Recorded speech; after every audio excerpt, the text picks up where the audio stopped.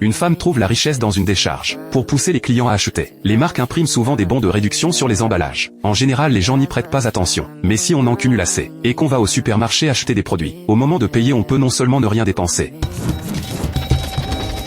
mais même repartir avec de l'argent du magasin. C'est là que Laura voit une porte s'ouvrir. Chez elle tout vient du système, à part la maison et le mari. Le reste a été obtenu en profitant des promotions. Mais son mari, contrôleur fiscal, ne supporte plus la manière de faire de Laura, et finit par demander le divorce sans hésiter. Mais ce coup dur ne la freine pas. Au contraire, ça lui donne encore plus envie d'achat. Alors elle passe ses journées à fouiller les poubelles. Elle s'abonne aussi à des magazines avec des coupons. Bref, partout où il y a des bons, Laura ne laisse rien passer. Les produits concernés, tout et n'importe quoi. De la pâtée dentifrice et des brosses à dents, jusqu'à des meubles et de l'électroménager. Au début, Laura trouvait juste ça amusant. Jusqu'au jour où elle mange des céréales périmées. Là, c'est le début de sa revanche. Laura écrit une lettre de réclamation au fabricant. Elle dénonçait à fond un produit qui ne correspond pas à la description. Mais 2 jours plus tard, Laura reçoit une lettre d'excuse de la marque, avec un bon de compensation à l'intérieur. Elle file aussitôt au supermarché pour échanger des céréales. À la caisse, elle voulait se vanter, mais la caissière lui explique que lorsqu'une marque reçoit une plainte, elle offre souvent un bon en dédommagement. Laura comprend tout de suite qu'il y a un filon. De retour à la maison, elle se met à travailler jour et nuit. Elle envoie des réclamations à chaque marque. Quand c'est bon, elle critique l'emballage. Quand l'emballage est joli, elle dit que le goût est mauvais. 3 jours plus tard, Laura reçoit encore des lettres d'excuses. Et chacune contient aussi des bons. Quand elle montre tout ça à sa meilleure amie, son amie reste clouée sur place. Parce qu'avec ces bons, on peut obtenir des produits gratuitement.